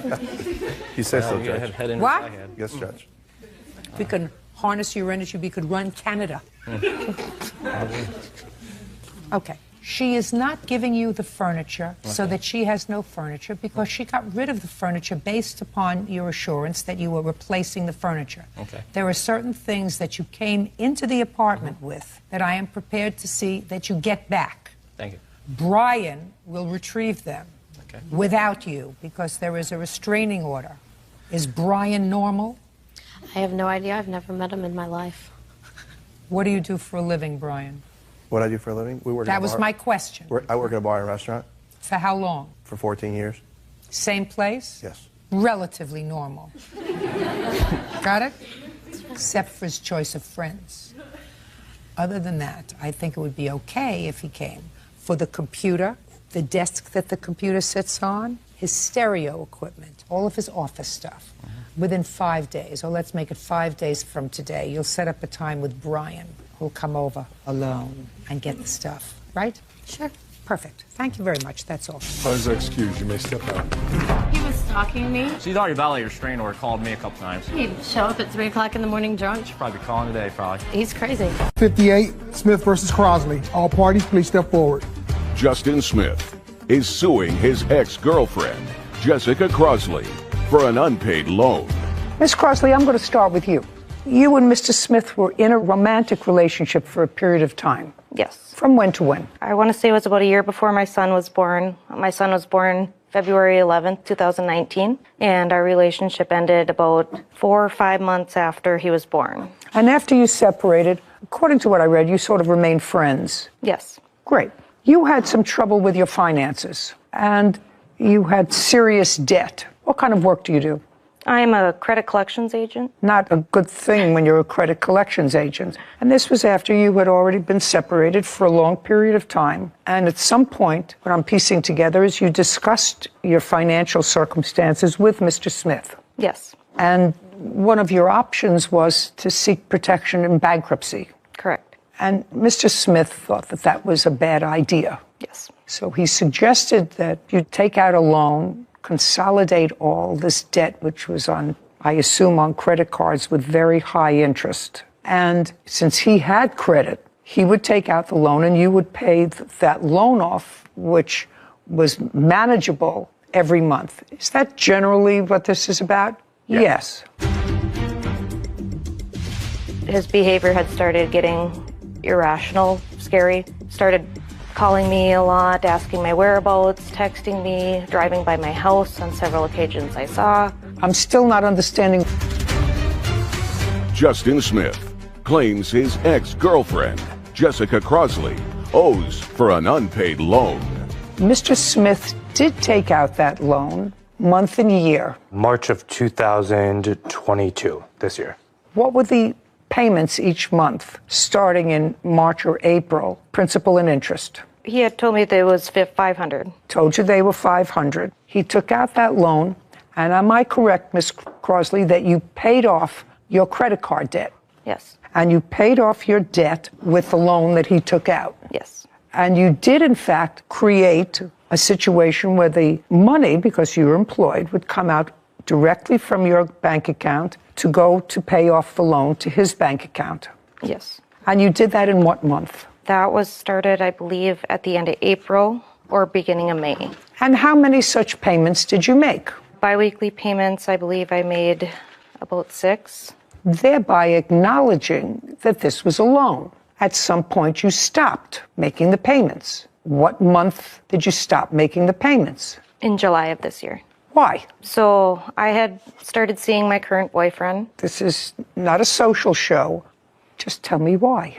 So I had to take a day off of work to file for an order of protection. Why did you have to take a day off from work to file for an order of protection? Because I was advised to by a police officer I spoke to. Okay. And I assume against him? Yes. Okay. Give me the incident. Okay. So in July, when I started seeing my current boyfriend, Justin had expressed that he wanted us to get back together, and I had told him no, that was not going to happen. And then his behavior had started getting irrational, scary, started calling me a lot, asking my whereabouts, texting me, driving by my house on several occasions I saw. And then there was an incident on July 19th where I had allowed his mother to take my son to a play, and she was supposed to drop him off back to me. And instead of dropping him back off to me, she had dropped him off with his father at his work. And then I got a call from Justin yelling, saying, "Where are you? What are you doing right now?" And I'm like, "Well, I'm on my way back home. Your mom's supposed to drop off Brayden." He's like, "I have Brayden. I'll meet you at your house." So I said, okay. We got to outside my house, and then he pulled up next to me and then started screaming out of the car, like, "Where were you? What were you doing?" I was like, "I was spending time with Anthony, my boyfriend." And he's like, "I'm taking Brayden. not going to give him back to you. And my son's crying in the back seat. And I said, no, you give him back to me. It is my day to have him. And he drove away. He later called me and said I could meet them at Dairy Queen. So I met them there. I got out of the car. I went up to my son. And as I was getting him in the car, Justin had walked up to my car and started yelling and swearing at me. And as me and my son started driving off, he threw a milkshake at my car, which scared me and my son very much. Okay, good. And you filed for an order of protection. You had a trial on the order of protection, yes. And the judge dismissed your order of protection. Yes. After the trial. Yes, ma'am. Okay. I'm still not understanding why you stopped paying on the loan. So when I had lost my job. You lost your job when? The next day. The incident happened on the 19th. I had to take the 20th off to file for the order of protection.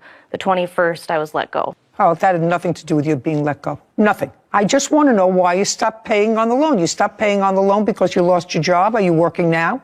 Yes, I just started working. Well, did you start paying him back? No. So why? Also in July, when all these incidents happened, Justin had stopped paying for daycare, which was our agreed upon child support payment. We don't have a court order for child support, but he had been paying all of daycare. I cover all of his other finances. So that was an agreement that you had, that he would pay for daycare? Yes. Okay. And he stopped paying in July? Yes. He started only paying half of daycare. Okay. So let's go back. He started paying for half? Yes. How much was he supposed to pay per month? $560 was the full amount of daycare each month. Okay. And he had been paying that. In July, he cut it down to? To $270, I believe. 80.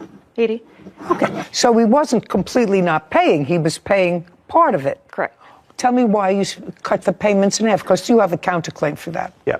So in July, we started a custody case for full custody of our son. You're talking in July. Who started the custody case? I did, Your Honor. Okay. Did you retain a lawyer? I did. Is that case still ongoing? It is. Well, then I'm not entertaining anything about the daycare because you have that case in family court. The court there will make a determination as far as future child support and whether or not this daycare should have been paid. So you have no reason for not paying the loan. I was planning on filing bankruptcy. Okay, but you didn't. You didn't file for bankruptcy. You did the smart thing. How much is left on the loan?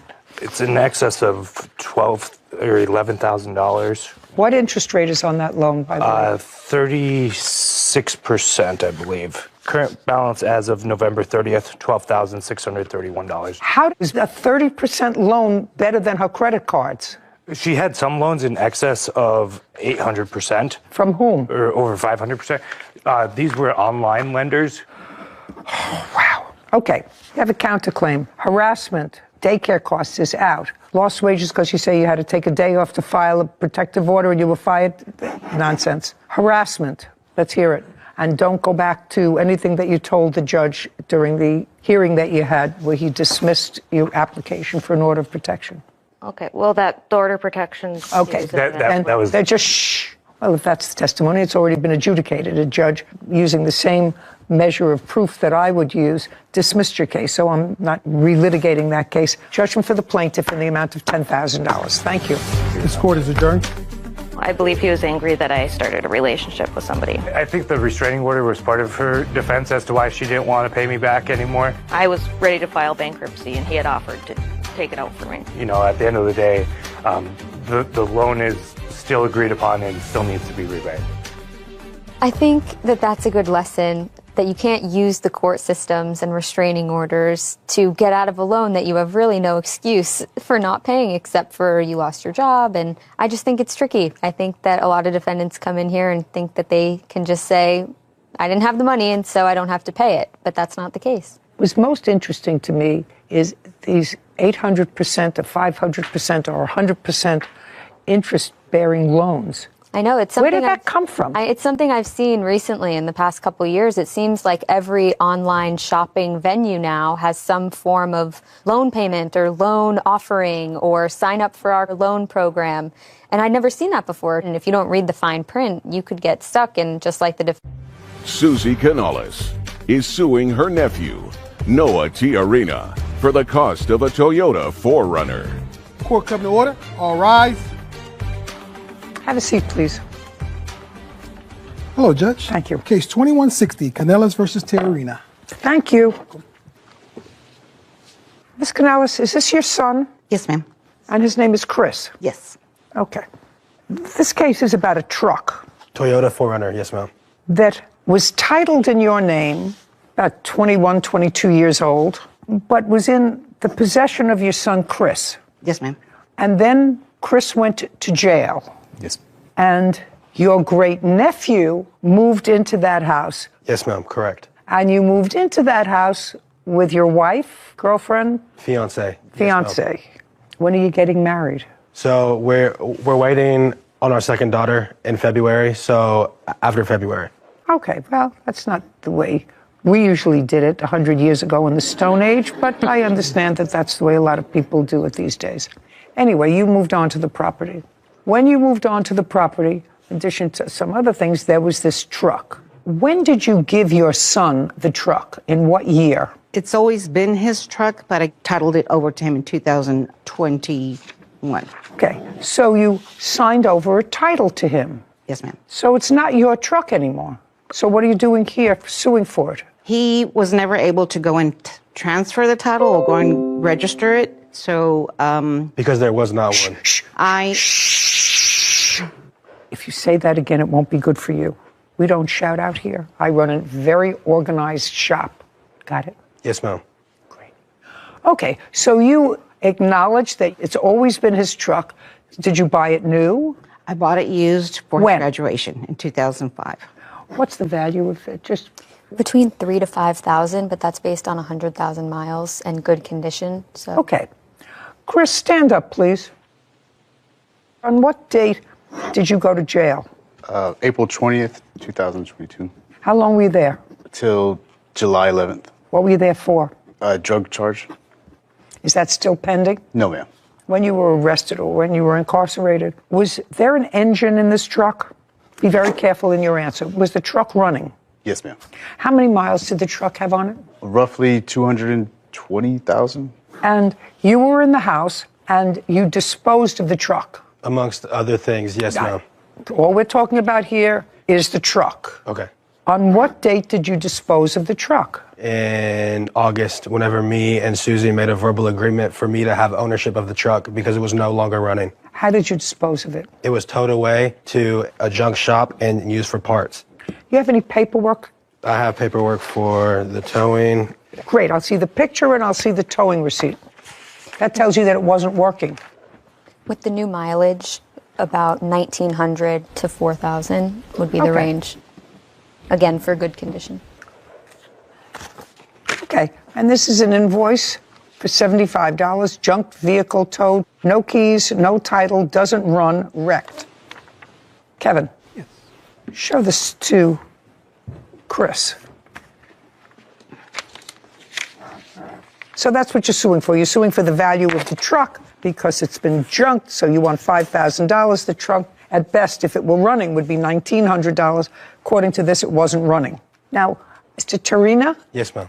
I want you to tell me the conversation you had with your aunt. Her son was now out of jail because if this happened in August, you got out of jail July 11th. Yes, ma'am. Where did you go? I went to my mother's house. And that was before the truck was towed. Yes, Your Honor. Chris, did your cousin tell you that the truck wasn't running? No, ma'am. When did you find out that the truck wasn't running? I was always assuming that it was running. I did attempt to contact him, and he told me to come pick up the truck. And I told him I was on my way. I believe it was on the July 15th.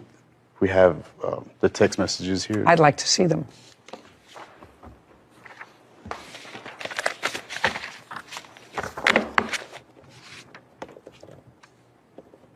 Okay, so this all sounds very civilized. Yes, ma'am. Okay. Chris, when did it become uncivilized? It really never became uncivilized. We just, whenever I went to go get it that day, I think something happened and... I'm not following you. Okay. We were all over the place. This all sounds very civilized. He's living in the house now. You were not. Right. Some of your stuff was still there. Correct. You know each other a long time. Mm-hmm. He said, some stuff I'll throw away. You said, okay, but the other stuff I've got in the house, come by and pick it up. Okay. Yes. At that time, he had to have told you that the truck was not running because he said the truck is at the exact same spot where you parked it. Right. Well, I just assumed they didn't have the key because a lot of my belongings got thrown away. Well, they didn't have the key because the tow People said that there was no key. Right. That's just why I assumed the truck was still in the same spot. Okay. Now you find out that the truck is not running, right? Because you went there to pick up some of your stuff. Come on. Yes, ma'am. Yes, and that was in July, because you said you were coming over July 15th. Yes, ma'am. So you came to his house where your truck was sitting. Yes, ma'am. What did you find out about the truck? The truck was still in the same spot and it wasn't running. Same spot. Same spot. Did anybody prevent you from taking the truck when you came? No, ma'am. Then why didn't you take it? Just simply for the key. I didn't have the key to turn it on. Just a second. April, May, June, and July. So the car had not been touched in 4 months. That's what you're telling me, while you were incarcerated. And if you just said to me the car was in the same spot from the time you left now, and there was no key, so you had no idea whether the truck was running or not, right? Well, I just assumed that it wasn't running because of the key, the no key. If you were that interested, you would have found out. You would have called a mechanic, they would have come, they would have jump-started the truck, and somebody would have made you a new key. Then you could have taken the truck. He doesn't have to keep your truck on his property. Well, first of all, my family member said that they were evicted. They had not been evicted. What evicted? What does that have to do with the truck? At the time, Your Honor, he, of course, was incarcerated. No, he wasn't incarcerated. He wasn't incarcerated when you gave him the truck. No, he was not. No, I see. I have the dates here that you told me. He wasn't incarcerated. He wasn't incarcerated for a year, and he didn't transfer the title. I asked my family member if I was able to go into the house and remove all his items and look for the key and the title so I can have the vehicle removed, and everything was thrown out of the house. So when he came to pick it up, it was gone the next day. I have text messages right here saying that she doesn't like being lied to and she's going to go the court route. I had an officer knock on my door at 8 o'clock in the morning and serve me papers, try to give me a grand theft auto charge.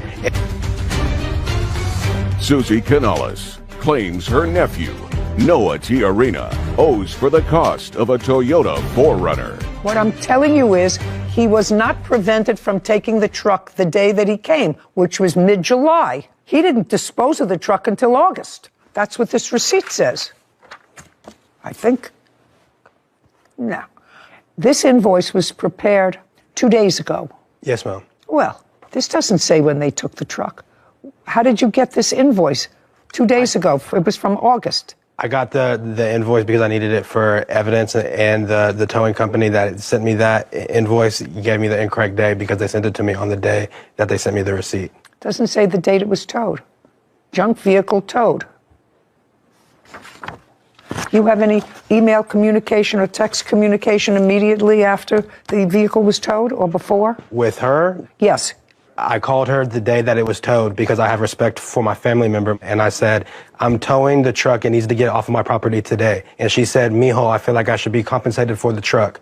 How much do you want for the truck? She said she wanted $500. I told her that I could pay it in monthly increments. Why would you want to buy a truck that was worthless? Because I have respect for my family and I hold family very close to me. And if she says that something's not right, I'm going to make it right. And that's what I tried to do. I failed on that first month of I was supposed to give her $100. I did not pay the first $100. I have text messages right here saying that she doesn't like being lied to and she's going to go the court route. I had an officer knock on my door at 8 o'clock in the morning and serve me papers, try to give me a grand theft auto charge and have a felony on my name.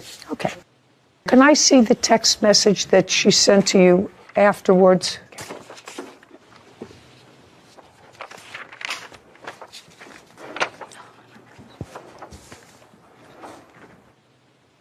Did you recall, Ms. Canales, having a conversation with your nephew about $500 for the truck? No, ma'am, I do not. My witness does. Shh. How was he supposed to pick up the truck when he just got out of jail the day before you had it towed? And I asked for permission to look for the keys and title, but everything was moved out of the garage. At that time, I was taking my mother to the hospital. But it's okay, I just go through the court process. Regardless, you're going to get your money, Aunt Susie.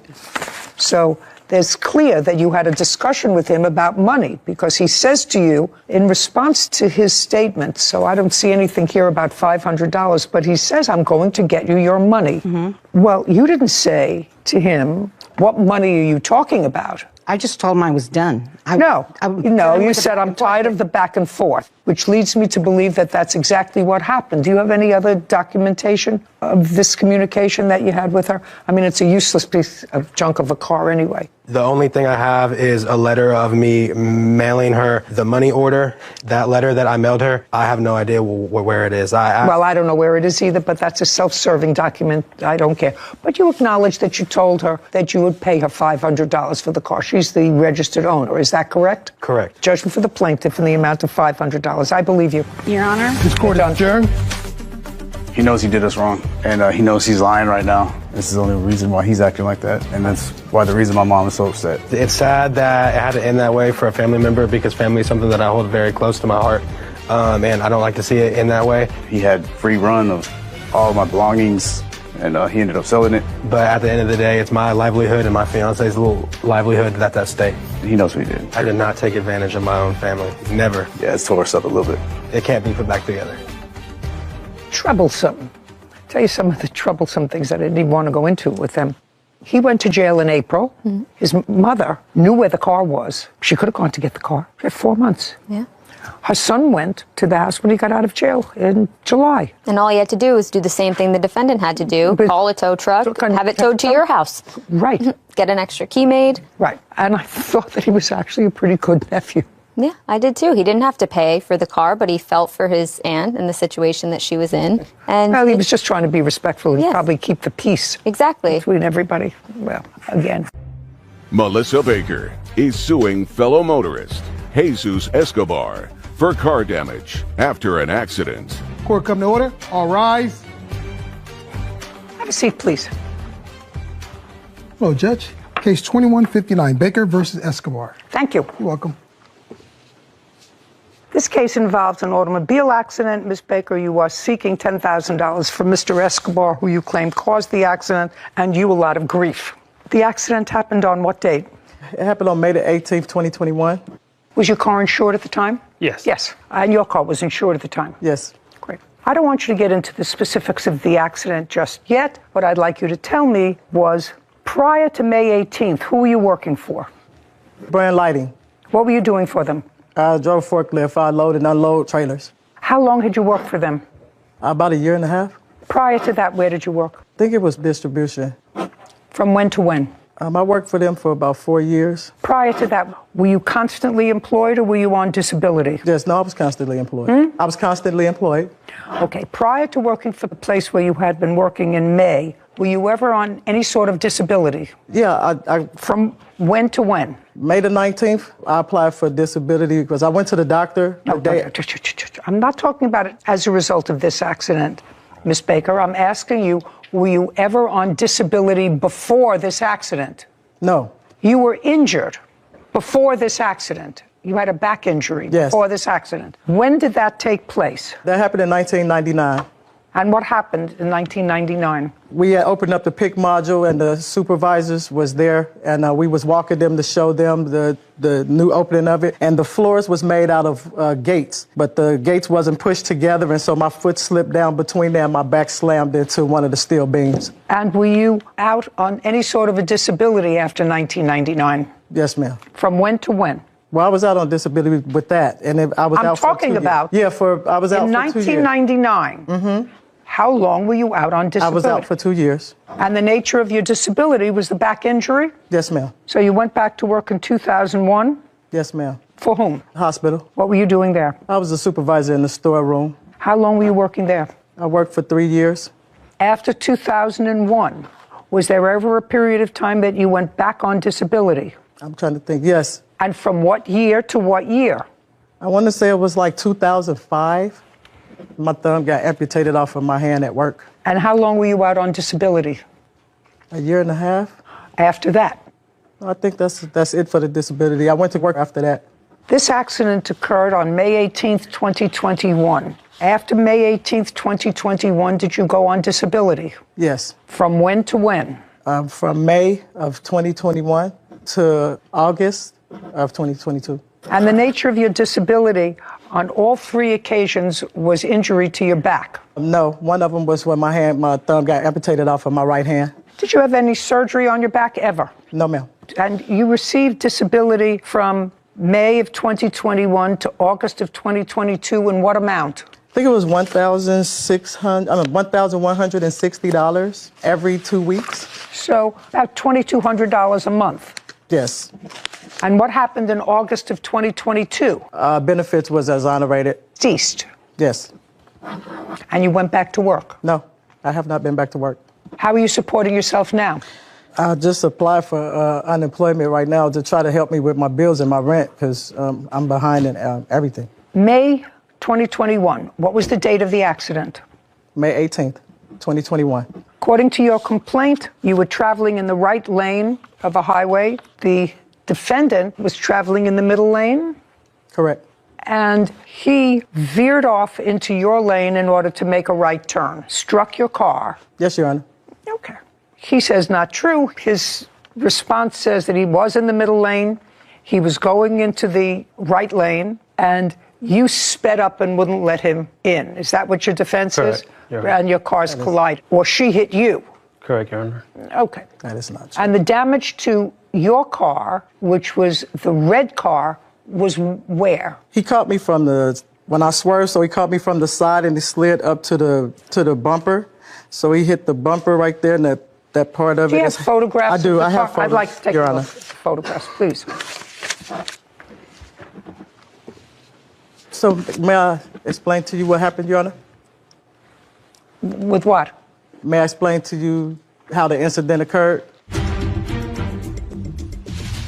When did you get these estimates? Oh, I just went to go get those estimates yesterday. I talked to them on the phone before then. No, I don't care whether you talk to them on the phone. These estimates say you just got them within the last couple of days.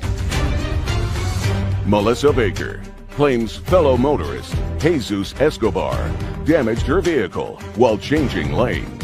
Well, this was your car. Yes, that's my car. And this is the passenger front panel.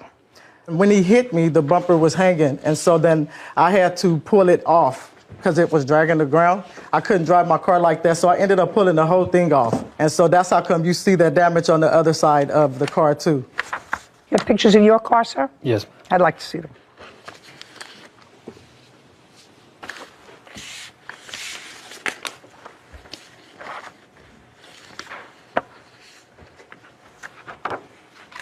Anybody have a police report? I have an over-the-counter report because once... No. I just asked if anybody has a police report of this accident. I'd like to take a look at it.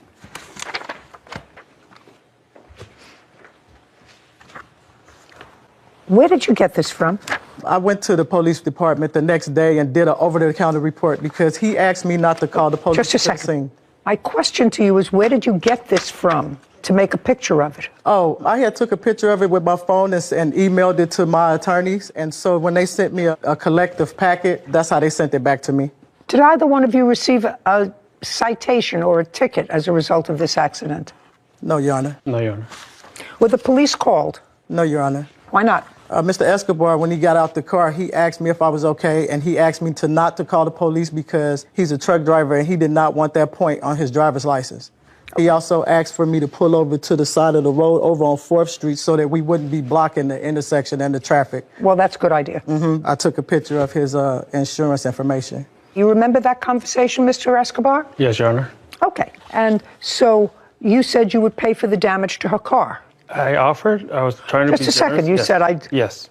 Well, that's a yes. Yes. That sounds reasonable. You said, I'll pay for the damage. Don't call the police. I don't want this to be on my license. I'll pay for the damage. Correct. Right? I was bored to it, but hopefully I could have a chance to tell you what my side of the story is. But yes, that's what I said. I passed your side of the story. Okay. Now I have an accident. You say one thing, she says another. We're moving on to the next issue. The next issue is she says and you acknowledge that you told her, please don't call the police. I'll pay for the damage. Correct. I don't want to go through my insurance. Yes. Okay, so you agreed to pay for her damage. Yes. Do you have an estimate for your damage? Yes, I do, Your Honor. I'd like to take a look at it. So I actually have two different estimates. Did you ever have the car fixed? No. Okay.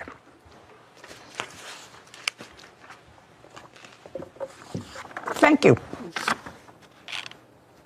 What kind kind of car is this and what year? It's a 2012 Kia Optima. And you own that outright? Yes.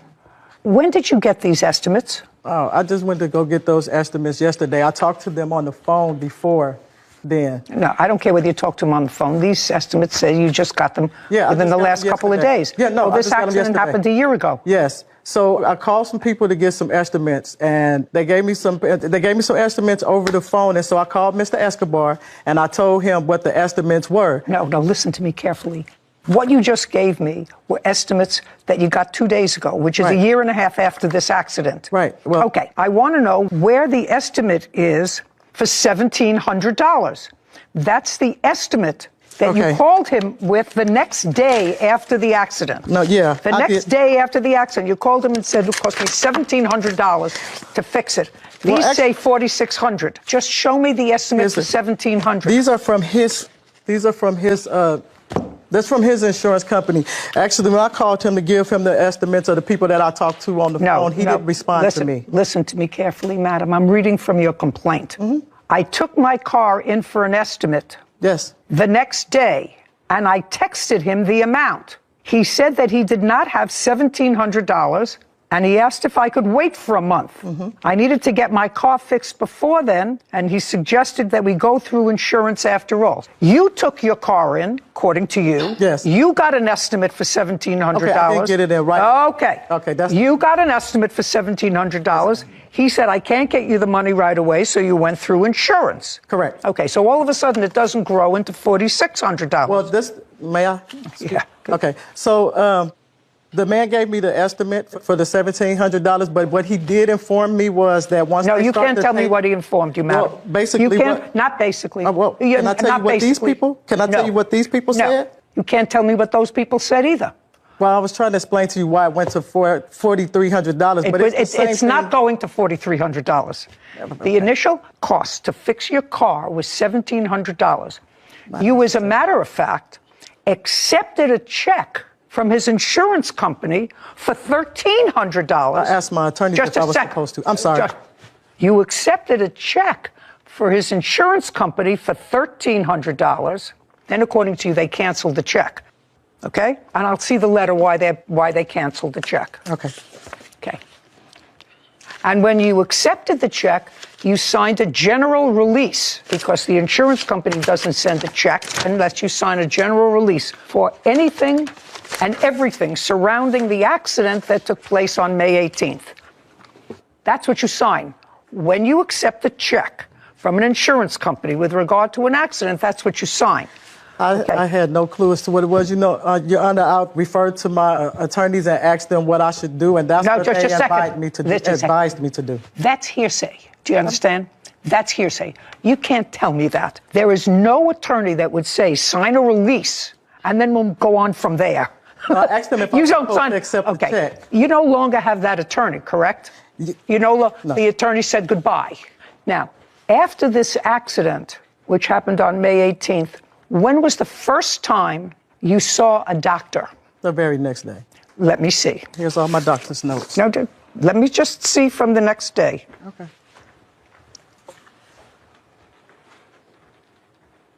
It says patient is disabled as a result of chronic back pain that affects her mobility and inability to perform work as required.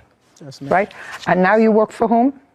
Brand Lighting. This is also the report. Just a second. What do you do for Brand Lighting? Oh, I drive a stand-up reach machine, so I have to get on and off. And I also drive a forklift, sit-down forklift, where I have to climb up and down it to get on and off. I got it.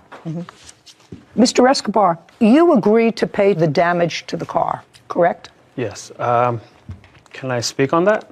I'd like you to hear your excuse. You did not present to me anything with a medical write-up that suggests at all that this accident caused you to lose anything. Melissa Baker has accused fellow motorist Jesus Escobar of hitting her vehicle while changing lanes. Mr. Escobar, you agreed to pay the damage to the car. Correct. Correct? Yes. Can I speak on that? I'd like to hear your excuse. Okay, at this point, at the time of the accident, which was Date of loss, May 14, 2021. May 18th or May 14th? 14. May 14th? 14. May I see it? That's not true. It says date of loss.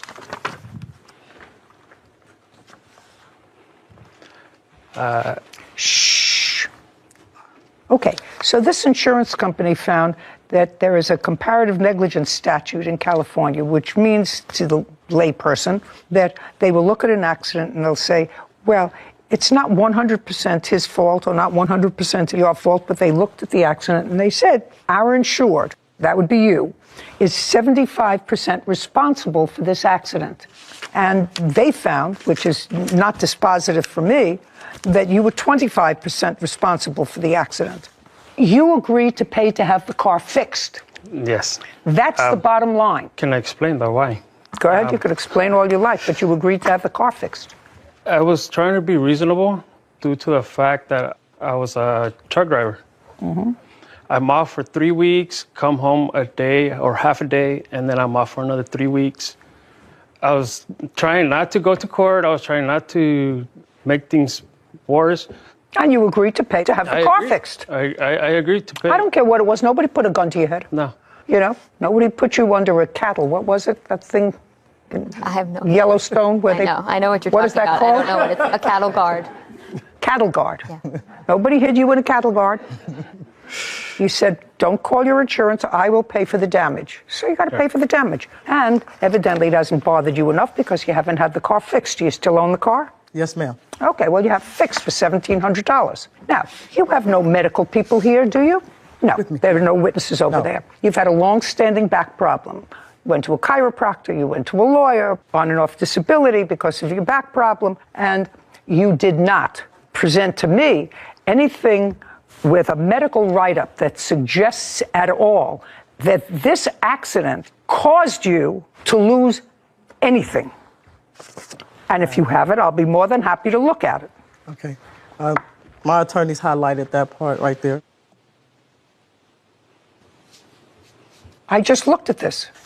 I'm sorry, I must have gave you the wrong thing. Okay. Well, do you have the right thing? I thought it was talking about the acute back pain. No, I don't. Not that I don't care about your acute back pain, but since you don't have an expert here to testify that back pain, that was as a result of this accident, and the pro forma thing that you gave me a check off, patient has chronic back pain, doesn't do it for me.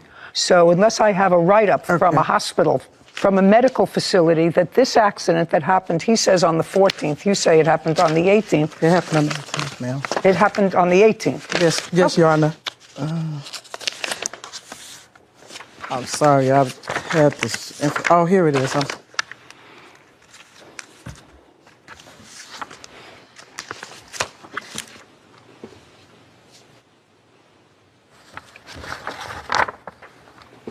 Okay.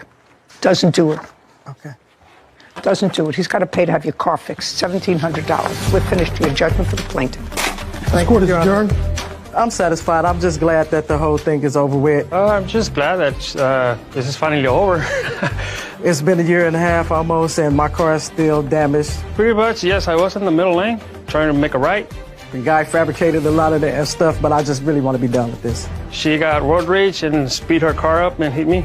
Actually, he just apologized a whole lot. He was feeling really good when he was driving. He was revving his engine a little bit because he has a Charger. Music was blaring loud. He wasn't paying attention. I don't know how I could cut someone off and the person I'm cutting off would ends up in front of me. I was going about my merry way and I seen him coming towards me through from my peripheral vision. How is that possible? And I feel sorry now that I didn't call the police and have them to come out there to the scene. I know it's a COVID time. People was having a hard time with, making their money and the jobs and stuff. When the guy asked me not to call the police, I wasn't giving him a hard time, but then look what he done. Accidents happen. Be careful out there. I think this is a good lesson for people like the defendant who, for whatever reason, he was a truck driver and didn't want maybe the points on his license or even the hint of a car accident to be on his record if that's his business. However, I think it could have saved him from, number one, making a gratuitous promise to pay for the damages to her vehicle, which he might not have had to had a police officer come out and made a report. And maybe they would have found him less at fault than his own insurance company. And then he wouldn't have been so quick to offer to pay for the damages. Or conversely, the plaintiff may not have mentioned anything about any back pain. And if today was the first time she was going to bring it up, I'm sure you wouldn't have offered her anything. Well, she didn't bring it up. She's had chronic back pain now for 22 years. Of course. Her allegation is that this accident exacerbated that back pain that she's had for 20 years. Then you have to come in with a medical team to talk about what the nature of her injury was before, how it was changed as a result of this accident. Without that, a pro forma note that says so-and-so has chronic back pain and she can't work is not a reason to award you $10,000 for personal injury. Yeah, I agree. Anyway, I just think it's a good lesson that the police get called to the scene of an accident for a reason. And although you may be concerned with other consequences of calling them, sometimes it's just the right thing to do. Smart thing to do. Yeah. Because clearly there was no issue of alcohol or drugs or driving while impaired. Just an accident. It was an accident. Yeah. And there was really no issue of not